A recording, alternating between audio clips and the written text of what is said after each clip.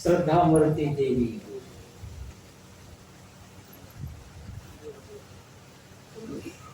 पूरे कबीर पंथ में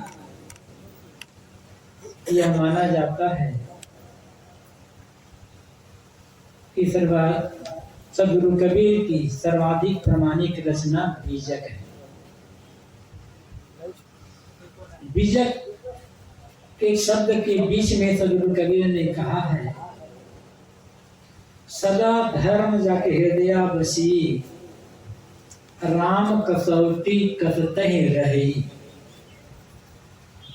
जोर कसावे अंते जाई, सो बाउर आपु ही बौराए, ताते परे काल की फांसी करुणा आपन सोच, जहां संतता संत भावे मिल रही भूलते धूल। सदगुरु कबीर कहते हैं, जिसके हृदय में सदैव धर्म का निवास होता रहता है, वह अपने आप को निरंतर राम कसौटी में कसता रहता है।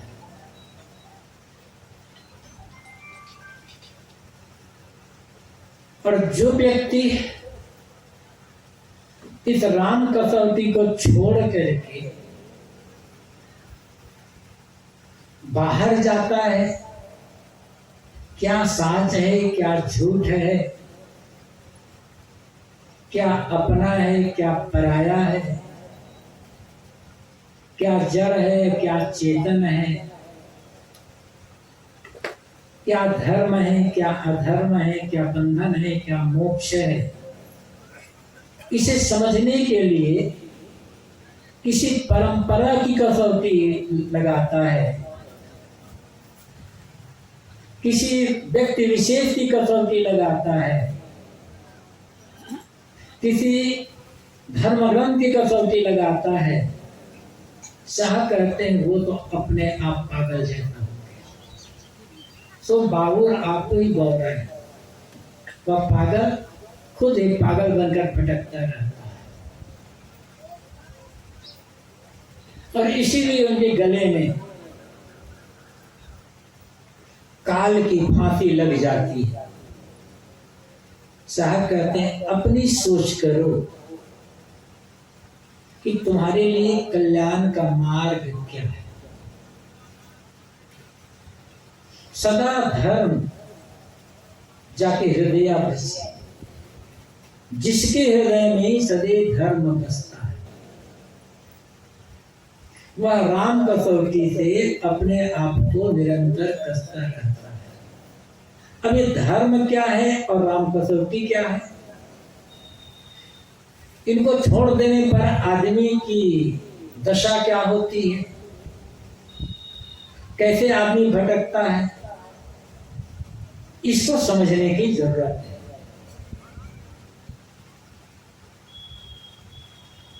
धर्म क्या है, धर्म की बड़ी चर्चा, हम धार्मिक है, हम धर्म को मानते हैं, अमुक आदमी धर्म को नहीं मानता, अमुक आदमी अधार्मिक है, हमारा ये धर्म है उनको वो धर्म है। तो धर्म क्या है? अभी धर्म में हमारा तुम्हारा कहां से आ गया? फिर हम धार्मिक हैं, इसकी पहचान क्या है? कौन आदमी धर्म को मानता है, कौन आदमी धर्म को नहीं मानता, कसौटी क्या है, इस समझने की आवश्यकता है।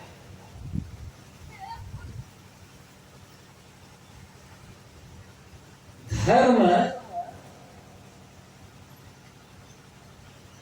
जो मानव मात्र के लिए बराबर उपयोगी और बराबर एक समान आवश्यक हो, वह धर्म है। जिसे माने बिना दुनिया का कोई भी मनुष्य सुखी जीवन नहीं जी सकता, जिसे माने बिना संसार की व्यवस्था संतुलित नहीं रह सकती। वह धर्म है।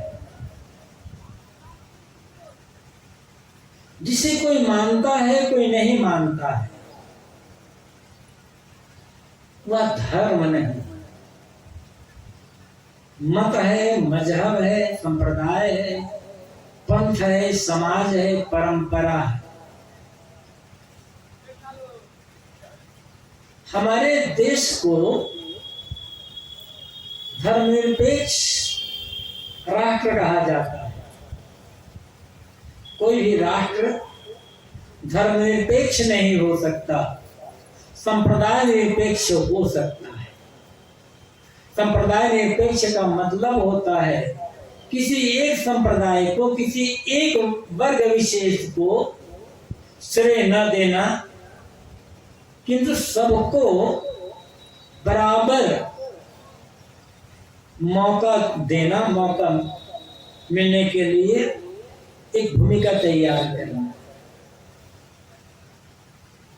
तो संप्रदाय निरपेक्ष तो हुआ जा सकता है, धर्म निरपेक्ष नहीं हुआ जा सकता। संप्रदाय अनेक है, उस संप्रदाय में निकाह संप्रदाय को आप मत कहो, मजहब कहो, पंथ कहो, समाज कहो, ये अलग अलग होते हैं। लेकिन हजारों साल से ये मत मजहब संप्रदाय को धर्म कह दिया गया, और इसीलिए धर्म के नाम पर गड़बड़ी पैदा हो गई, और इसीलिए धर्म के नाम पर आदमी लड़ने लगा, मरने मारने लगा। जो धर्म को समझ जाएगा वो लड़ेगा नहीं, जो धर्म को समझ जाएगा वो किसी को मारेगा नहीं, किसी से बैर विरोध नहीं। लड़ाई धर्म के नाम पर, किंतु लड़ाई होती किसके लिए है? संप्रदाय को लेकर, मत मजहब को लेकर, कौन समाज को लेकर, परंपरा को लेकर, पूजा पाठ के नियमों को लेकर के लड़ाइयां होती हैं। लेकिन मैंने कहा मत मजहब संप्रदाय को धर्म कहने का प्रचलन बहुत पुराने समय से चल रहा है।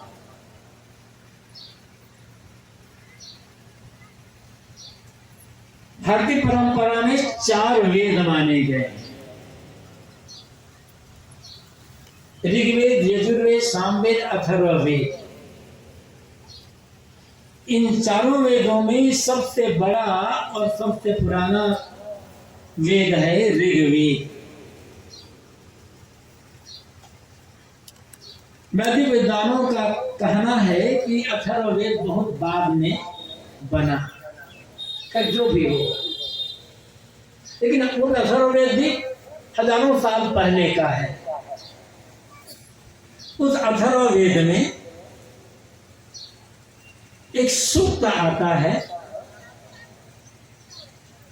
पृथ्वी सूक्त, जिसमें पृथ्वी धरती माता की वंदना की गई, प्रार्थना की गई। उस सूक्त में एक मंत्र आता है, जन्म बिभ्रति बहुधा विवासम नाना धर्मानम पृथ्वी यथोपसम। जन्म लेने वाले, पैदा होने वाले, विभर धारण करना। अथर्व ऋषि कहते हैं कि हे धरती माता, हे पृथ्वी माता, तुम अपने में जन्म लेने वाले लोगों को धारण करती हो। किन लोगों को? बहुधा विवासम, अनेक प्रकार की भाषा बोलने वाले लोगों, और नाना धर्मानम, और अनेक धर्म के मानने वाले लोगों को। जब अथर्ववेद का ये मंत्र लिखा गया, ये मंत्र बनाया गया, उस समय अनेक प्रकार की भाषा बोलने वाले लोग थे। एकदम क्लियर है, बहुधा विवासम, बहुधा, बहुत प्रकार की भाषा। ये आज ही अनेक प्रकार की भाषा नहीं है, पहले भी अनेक प्रकार की भाषा लोग बोलते थे। दुनिया बहुत बड़ी है, देश का क्षेत्र बहुत विशाल है, एक भाषा कैसे हो सकती है?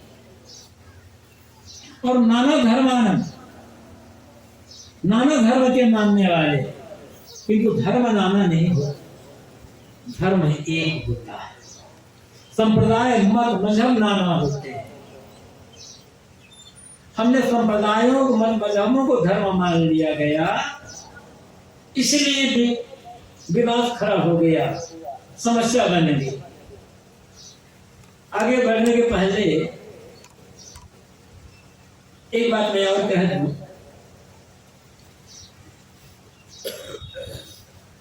कुछ लोग कहते हैं, उनके दिमाग में बात बैठा दी गई है कि हमारे देश में, भारतवर्ष में अनेक संप्रदाय के लोग रहते हैं,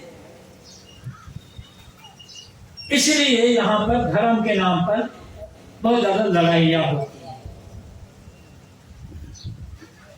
जब एक ही धर्म, एक ही संप्रदाय के मानने वाले लोग हो जाएंगे, तब लड़ाइयां नहीं। पाकिस्तान में तो हिंदू बहुत नाम मात्र के मुसलमान क्यों लड़ते हैं? वहां पर आपस में एक ही मजहब मानने वाले हैं ना। ईरान और इराक वर्षों से लड़ते रहते, ये सब छोड़ दो। कौरव और पांडव की लड़ाई में पूरा महाभारत युद्ध हुआ। कौरव पांडव में कौन मुसलमान थे, कौन गैर हिंदू था, या कौन गैर आर्य था? कौरव और पांडव तो एक ही परिवार के लोग हैं ना, उनका पूर्वज तो एक ही है, भाई भाई है कौरव पांडव। वहां तो कोई विधर्मी नहीं थे, वहां तो दूसरे संप्रदाय वाले लोग नहीं थे, क्यों लड़ गए आपस में? करबला में हसन हुसैन और यजीद की भी लड़ाई हुई थी, वहां तो कोई हिंदू नहीं था, दोनों मुसलमान थे। कौन गैर मुस्लिम था वहां लड़ने वाला? क्यों लड़ गए, क्यों लड़ाई हुई? उसी में हसन हुसैन शहीद हो गए, तो कोई वहां गैर मुस्लिम तो नहीं था, सभी मुस्लिम थे, आपस में लड़े। तो जब तक मनुष्य मात्र के भीतर एक पछता वैसे रहेगी, अहंकार रहेगा, स्वार्थ रहेगा, तब जमीन के नाम पर लड़ाई होगी, धन दौलत के नाम पर लड़ाई होगी, और गद्दी महंती के लिए लड़ाई होगी, भगवान भगवती लड़ाई होगी। ये सारी लड़ाई धर्म के नाम पर नहीं होती, भगवान के नाम पर नहीं होती। नाम धर्म का रखा जाता है, नाम ईश्वर भगवान खुदा अल्लाह का रखा जाता है। लड़ाई होती है स्वार्थ और अहंकार को लेकर के। जहां भी स्वार्थ आएगा, जहां भी अहंकार आएगा, हम बड़े, वहां लड़ाई होगी। और जहां स्वार्थ नहीं है और अहंकार नहीं है, वहां लड़ाई नहीं।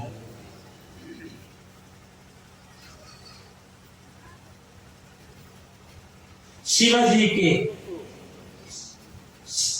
सेना में अनेक मुसलमान सैनिक थे, सेना नायक थे।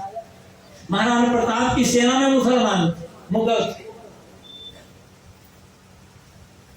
और अकबर मुगल थे, उसके सेनापति हिंदू थे, जिन्होंने महाराणा प्रताप के विरुद्ध में लड़ाई लड़ी। हिंदू हिंदू लड़ते हैं, मुसलमान मुसलमान लड़ते हैं, ईसाई ईसाई लड़ते हैं। जहां स्वार्थ और अहंकार होगा, वहां लड़ाई होगी। बीच में धर्म और ईश्वर और परमात्मा को लाकर खड़ा कर दिया जाता है। तो धर्म क्या है?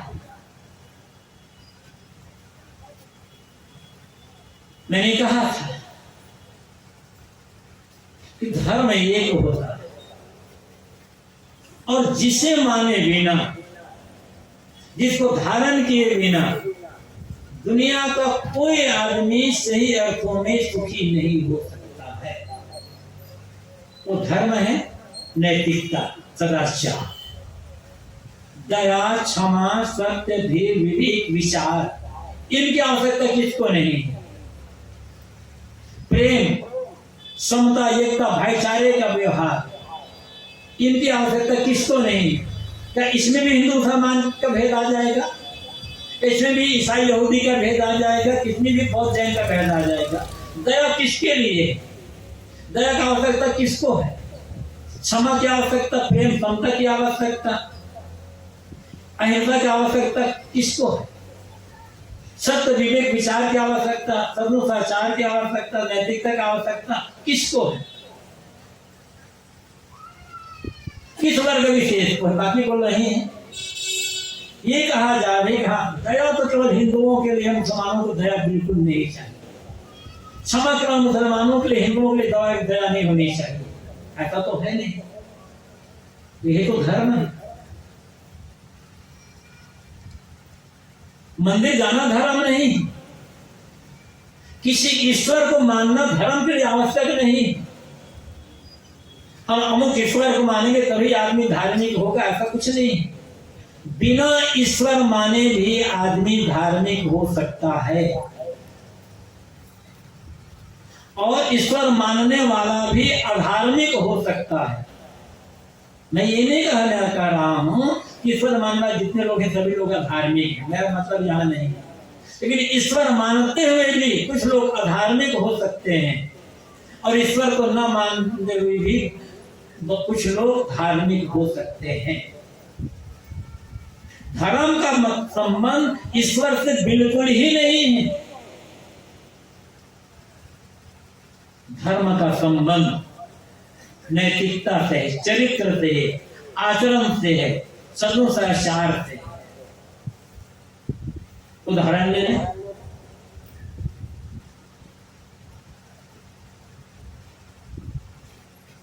वाल्मीकि रामायण में रावण के लिए कहा गया है वेद विद्या व्रत स्नाता, वेद विद्या में निपुण पारंगत। रावण वेदों का प्रकांड विद्वान और शिव जी का पक्का पुजारी। मानस ने गोस्वामी तुलसीदास जी ने भी लिखा है, उत्तम कुल पुलस्त कर नाती, शिव विरंच पूजे उभव भांति। रावण ने अनेक प्रकार से, अनेक भांति से शिव और ब्रह्मा की पूजा की। और कहा यह जाता है आज जो शिव तांडव गाते हैं वो शिव तांडव रावण का बनाया है। इसकी कितनी प्रमाणिकता है मुझे मालूम नहीं, लेकिन मैंने सुना है लोगों से कि शिव तांडव रावण का बनाया हुआ है। कहा यह तो नहीं जाता है कि शिव जी को खुश करने के लिए रावण अपने सिर को काट काट करके शिव जी को अर्पित कर देते। इतना बड़ा भगत है भगवान का रावण, वेदों का प्रकांड पंडित। आप में से रावण जैसा धार्मिक कौन बनना चाहेगा? भगवान के भगत तो है रावण। कौन कौन रावण को धार्मिक मानते हैं? यदि भगवान को मानना, ईश्वर मानना धर्म लक्षण है तो रावण तो महाधार्मिक है ना।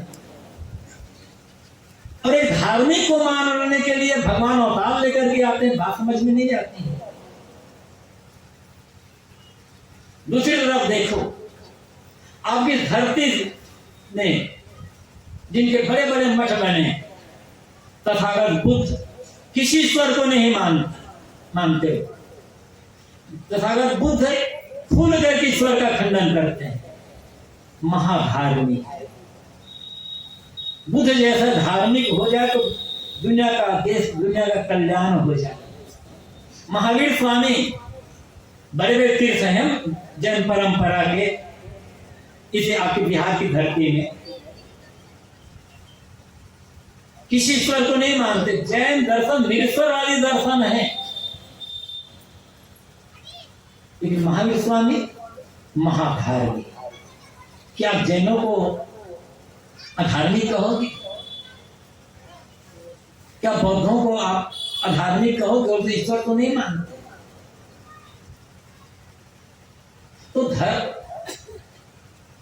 धर्म को मानने के लिए, धार्मिक होने के लिए ईश्वर को मानना जरूरी नहीं है। बिना ईश्वर माने आदमी धार्मिक हो सकता है यदि वो चरित्रवान है, सद्गुणी है, उसके शील का आचरण उसका है तो। और ये चरित्रवान नहीं है, शीलवान नहीं है,